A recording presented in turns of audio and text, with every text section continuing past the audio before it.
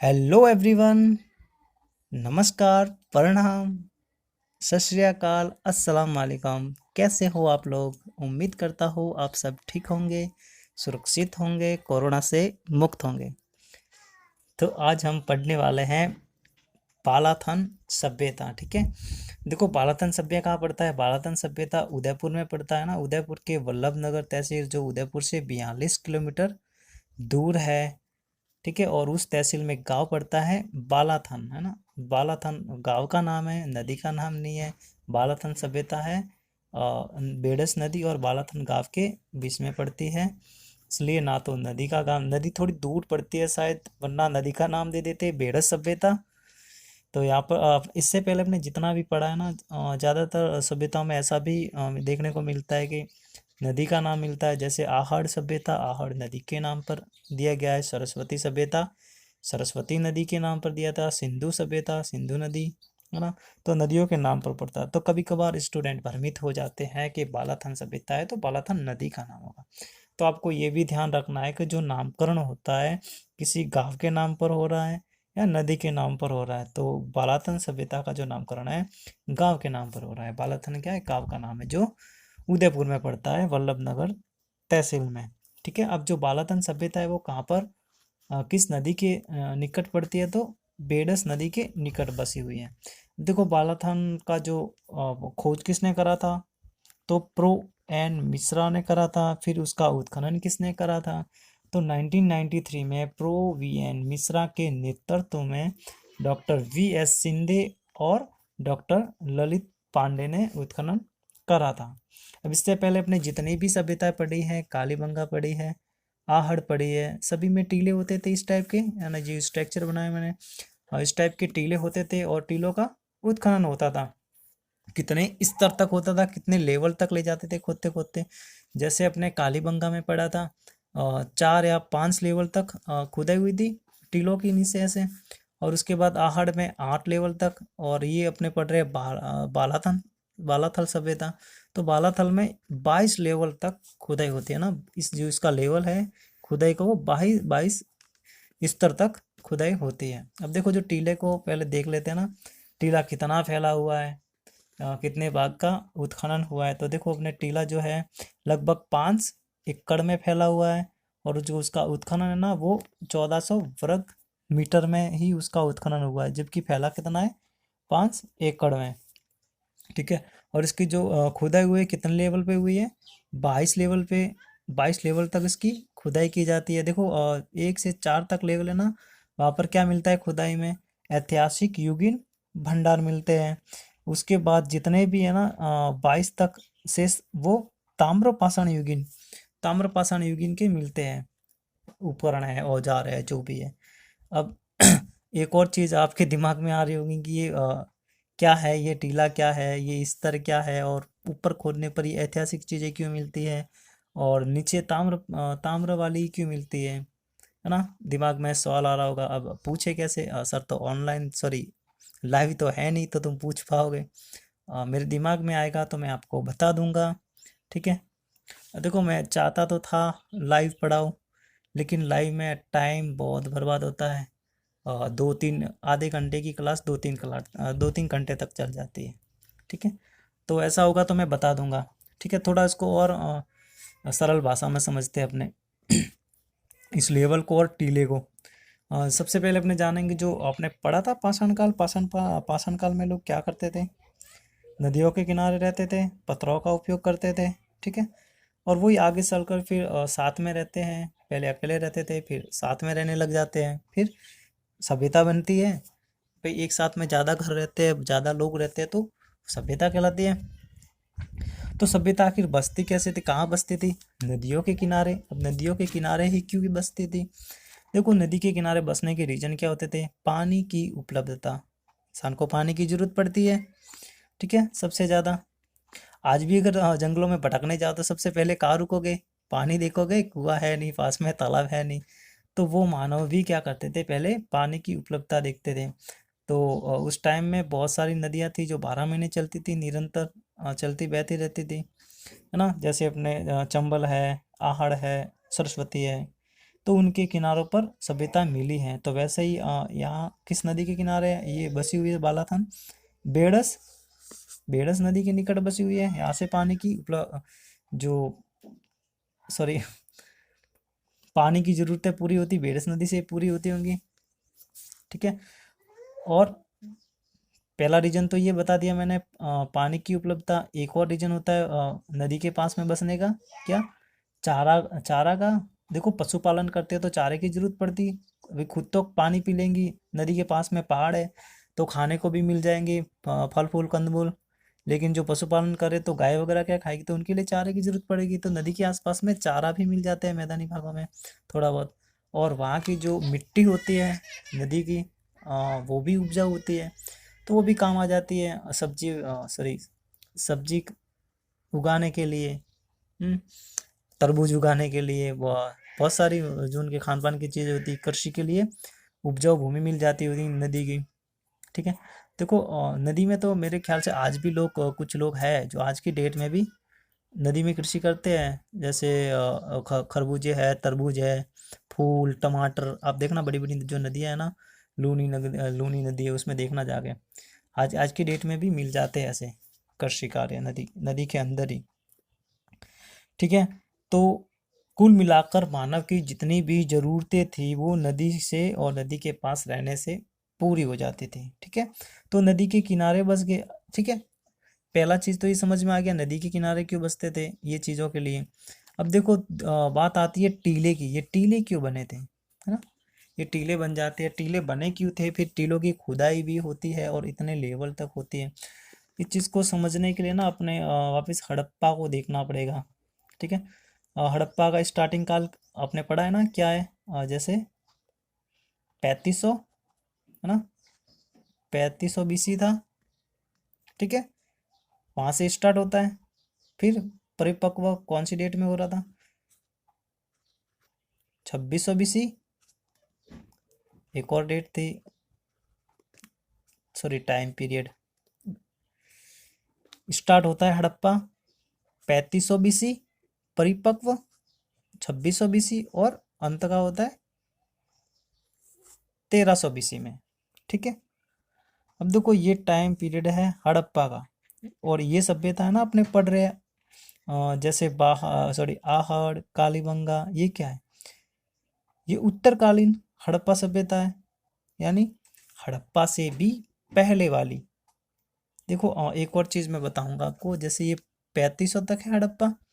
अब देखो इस सभ्यता में जो बाला था ना, इसमें ना 4000 वर्ष पुराना कंकाल मिला है। अब देखो यहाँ पर 4000 वर्ष पुराना कंकाल मिल रहा है, तो थोड़ी सी प्राचीन हो जाती है हड़प्पा से भी। ये हड़प्पा पूर्व या उत्तरकालीन हड़प्पा सभ्यता है। ठीक है। तो अब देखो पुरानी है। सबसे पहले क्या हो जाता है टीलों में? पाषाण काल के लोग आ गए। ठीक है। वो भी इस नदी पे रहने लगे। देखो ये थोड़ा समझने वाली चीज़ है, ध्यान देना आप लोग। पाषाण काल के लोग आए, वो भी भटक रहे थे अपने राजस्थान में इधर उधर इधर। बेडस नदी मिल गई उनको। उन्होंने सोचा यार ये जगह सही है, यहाँ बच जाते हैं, सब चीज़ें मिल जाएंगी यहाँ पर। ठीक है। तो वो बच जाते हैं। फिर थोड़े दिन बाद वो उधर उधर चलने लगते हैं। ठीक है। वो छोड़ के चले जाते हैं किसी वजह से। तो उसके बाद दूसरे लोग ढूंढते ढूंढते आते हैं, वो भी उसी जगह को चूज करते हैं। फिर वो भी रहने लगते हैं। क्या आ गया? वो भी इसी जगह पे रहने लग जाते हैं। ठीक है। फिर ऐतिहासिक काल में जो लोग होते हैं वो भी इसी जगह को चूज करते हैं। ठीक है। ताम्रपाषाण वाले वो भी उसी जगह को चूज करते हैं। कुल मिलाकर उस जगह को बार बार, और ये टाइम पीरियड होता है ना, यूज करते रहते हैं। एक ही जगह पे चीज बन बन के फिर क्या हो जाता है? टीले हो जाते हैं। देखो टीले क्यों बनते हैं? मिट्टी के घर बना रहे थे, है ना? तो मिट्टी के घर टूटेंगे, वो फिर क्या हो जाएगा? टीला बन जाएगा। वापिस उसके ऊपर आकर कोई बनाएगा, तो इस तरह से हजारों सालों में वो थोड़ा सा जमीन से भाग ऊपर उठ जाता है और वो टीला बन जाता है। ठीक है। फिर कोई खोज करता है, उनको मिल जाते हैं अवशेष, मिट्टी के बर्तनों के, फिर उसकी खुदाई होती है। ठीक है। तो ये कुल मिलाकर मैटर है इसका, स्तर वाला और ये टीले वाला।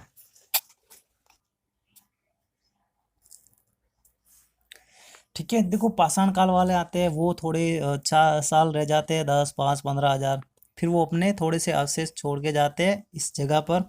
उसके बाद आते हैं ऐतिहासिक युगीन के लोग, वो भी रह जाते हैं थोड़े बहुत, वो भी अपना जो अस्तित्व है थोड़ा बहुत सॉरी अवशेष छोड़ देते हैं। ठीक है। फिर ताम्र पाषाण काल वाले लोग हैं, वो भी रहते हैं इसी जगह पर, वो भी घर वर बनाते हैं, वो भी थोड़ी बहुत चीज़ें छोड़ जाते हैं अवशेष। फिर अपने क्या करते हैं, टीला खोदते हैं को, फिर अंदर से चीज़ें निकलती है, फिर पता लगाते हैं कि कौन से काल के है। तांबा मिल रहा है, ताम्र काल में पत्थर मिल रहा है, पाषाण काल, ठीक है, लोहा मिल रहा है, ऐतिहासिक काल। ठीक है। तो ये है कुल मिलाकर अपने ये पूरा स्तर वाली चीज़ और टीले का उत्खनन वाली। अब देखो, अभी हाँ, मेरे ख्याल से समझ में आ जाएगा आपको ये स्तर वाला ना। पहला स्तर में क्या ऐतिहासिक चीज़ें मिलती है ना, जैसे नल नल के टुकड़े, नली के टुकड़े लोहे के यहाँ से मिले हैं, है ना। वो जल निकासी का सूचक है। ठीक है। कहाँ से, ये 4 लेवल तक खुदाई होती है ना, तब ऐतिहासिक युग भंडार मिलते हैं वहाँ से। उसके बाद जितने भी है वो शेष ताम्र पाषाण कालीन युग, यहाँ से तांबे के अवशेष मिलते हैं। ठीक है। अब देखो कुछ चीज़ें मैंने पॉइंट लिखे हैं, उनको भी डिस्क्राइब कर देते हैं। देखो हड़प्पा संस्कृति का प्रभाव दिखता है। ठीक है। अब देखो ये, इससे पहले हड़प्पा संस्कृति का प्रभाव दिखा था क्या किसी उत्तर हड़प्पा कालीन संस्कृति में, आहड़ में, कालीबंगा में लगभग नहीं मिलता, लेकिन बालाथन में मिलता है ना। अब कैसे मिलता है, जैसे बड़े बड़े मकानों का निर्माण हड़प्पा में होता था, मोहनजोदड़ो में होता था। ठीक है। और इससे पहले जितनी भी सभ्यता है ना, ताम्र पाषाण कालीन सभ्यता है, उनमें तो बड़े बड़े मकानों के नहीं मिल रहे। सिर्फ ये बालाथन ही है जिसमें बड़े बड़े मकानों का निर्माण मिलता है। ठीक है। और तांबे के औजार, ठीक है, और मृदपांड, ये जितने भी चीज़ है ना, किससे समानता रखती है, हड़प्पा से। ठीक है। मृदपांड भी हड़प्पा जैसे है, किसके, बालाथन सभ्यता के। तांबे के औजार भी थोड़ी बहुत समानता रखते हैं। और बड़े बड़े मकानों का निर्माण जो हड़प्पा के लोग बनाते थे, सेम उसके जैसे ही बालाथन सभ्यता के लोग भी बनाने लगे थे। ठीक है। इसलिए ये एक पॉइंट आपको याद रखना पड़ेगा बालाथन में, कि हड़प्पा संस्कृति का प्रभाव बालाथन सभ्यता में दिखता है, और किस आधार पे दिखता है, तो ये तीनों पॉइंट याद करने हैं। अब देखो टाइम पीरियड की बात आती है तो इसमें थोड़ा सा कंफ्यूजन रहेगा, ध्यान देना आप लोग। अभी मैंने ये चीजें समझाई है ना, जैसे पाषाण काल है, ठीक है, पाषाण काल, फिर लोह युग, है ना, ऐतिहासिक काल,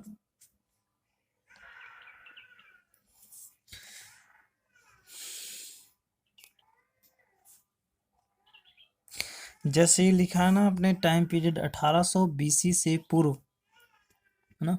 इसकी जब खुदाई होती है ना, तो ये पता लगता है कि 1800 बीसी से पूर्व क्या है, ताम्र पाषाण के लोग रहते थे। कब, 1800 बीसी से पहले बालाथन का जो जगह है, क्षेत्र है, ये टीला, यहाँ पर कौन रहते थे, ताम्र पाषाण युगीन सभ्यता, यानी ताम्र पाषाण कालीन के लोग रहते थे। और 1200 बीसी के बाद, है ना, 1200 बीसी के बाद लोह युगीन सभ्यता, है ना, ऐतिहासिक कालीन के लोग रहने लगे थे। कब, 1200 बीसी के बाद। और उससे पहले 1800 बीसी से पूर्व ताम्र पाषाण कालीन के लोग रहते थे। एक और चीज है, इसका जो मध्य भाग है ना, मेडिवल, वो क्या है, 2350 बीसी, है ना। जैसे अपने हड़प्पा का मध्य भाग कौन सा है, 2600 बीसी, वैसे ही बालातन सभ्यता का मध्य भाग क्या है, 2350 बीसी। और लगभग 2700 बीसी में उन्होंने क्या करा था, जीवन शैली को स्थिर बना लिया था। ठीक है, स्थिर यानी एक जगह टिक कर सभ्यता बना ली थी उन्होंने, स्टार्ट कर दिया था। कुष्ठ रोग का प्रमाण कहाँ से मिलता है, तो बालाथन सभ्यता से कुष्ठ रोग का पुराना प्रमाण मिलता है। कितना पुराना है, 4000 वर्ष पुराना।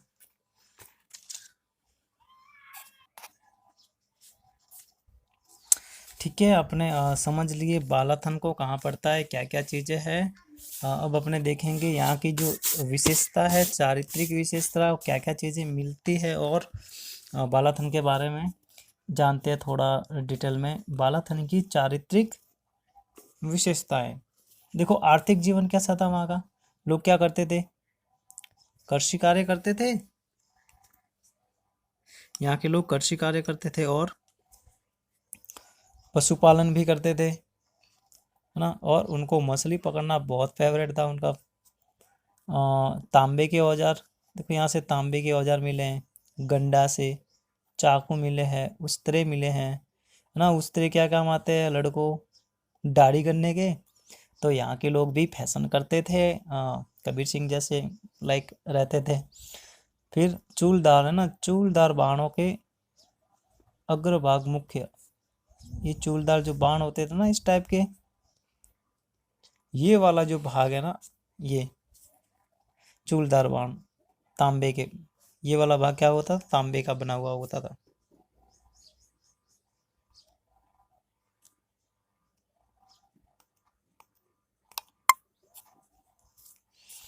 ठीक है, अब देखो मिट्टी की बनी, है ना, मिट्टी की बनी सांड की आकृतियां, सांड या बैल भी है, सांड या बैल बोल सकते हो, सांड की आकृतियां, है ना। अनुमान है यहाँ पर, क्या सिर्फ अनुमान है कि पूजा के लिए उपयोग में होगी, क्योंकि ये विशेष मिली है ना, कुत्ते और बैल की, मैंने सांड लिख दिया है, और मतलब कुत्ते और बैल की जो है विशेष उल्लेखनीय है बालाथन सभ्यता की मूर्तियाँ।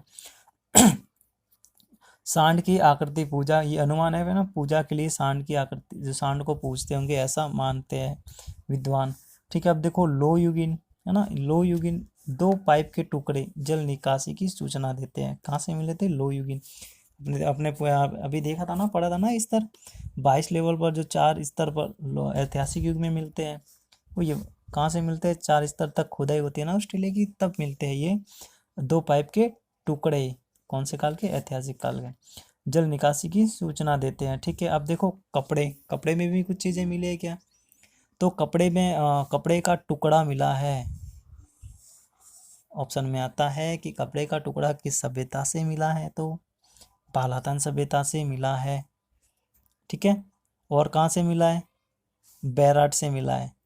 देखो कंफ्यूज नहीं होना है, क्योंकि तुम्हारे बैराट है नहीं, सिलेबस में तो दिया नहीं है, बैराट है नहीं इतना डिटेल में, मतलब है नहीं तो मैंने नहीं पढ़ा है।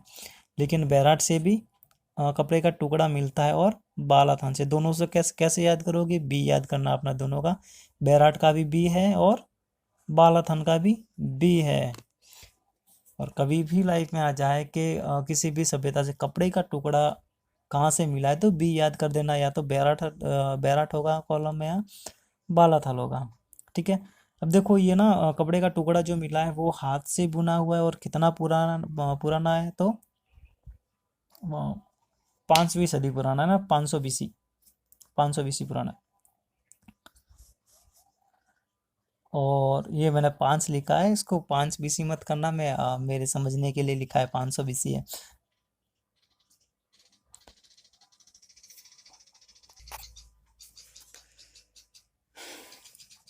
ठीक है, तो कपड़ा मिला है वो हाथ से बुना हुआ है, और कितना पुराना है, 500 BC पुराना है, यानी 500 ईसा पूर्व, हाथ से बुना हुआ कपड़ा मिला है बालाथन सभ्यता से। ठीक है, और उससे पहले और कौन सी सभ्यता में मिलता है, बैराट में मिलता है, बैराट सभ्यता में। ठीक है, अब द नेक्स्ट पॉइंट है तांबे के सिक्के, है ना, तांबे के सिक्के भी मिले हैं, सिक्कों पर क्या है, हाथी और चंद्रमा की आकृति खुदी हुई है। तांबे के सिक्के मिले हैं, और सिक्कों पर खुदा क्या हुआ है, हाथी की और चंद्रमा की आकृति। ठीक है, और वो कितनी पुरानी है, 100 BC, कितनी, 100 BC, मैंने 1 लिखा है मेरे समझने के लिए, मैं बोल रहा हूँ, आप बोलने पर ज़्यादा ध्यान दो। 100 BC पुराना है, क्या है ये, संभवत है, संभावना है, परमानेंट नहीं है, प्रमाण नहीं है। ठीक है, तो संभवत है कि जो सिक्के मिले हैं वो अनुमान है विद्वानों का कि 100 BC पुराने होंगे। उसके अलावा क्या मिलता है बालाथन सभ्यता में, लोहे गलाने की भट्टियाँ। देखो लोहे की चीज़ मिली है, तो फैक्ट्री भी तो मिलेगी भाई, लोहे गना, तो लोहे गलाने की भट्टियाँ मिली है। और बालाथन की एक ना बहुत ही फेमस चीज़ है स्वाधान में। देखो ज़्यादातर लोग ये सोचते हैं कि स्वाधान में क्या क्या चीज़ें होती हैं, गाड़ते थे, जलाते थे, बालाथन में एक विशेष प्रकार की चीज मिलती है कि यहाँ पर जो समाधान है ना, ये योगी मुद्रा में होता था।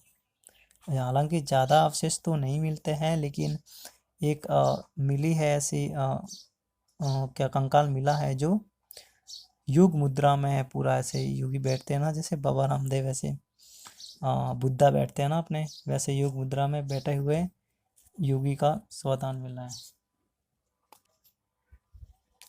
तो कभी कभी ये भी पूछ पूछ सकता है कि किस सभ्यता में योग मुद्रा में समाधान होता था। तो बालाथन में योग मुद्रा में समाधान होता था। ठीक है, अब देखो एक और चीज है,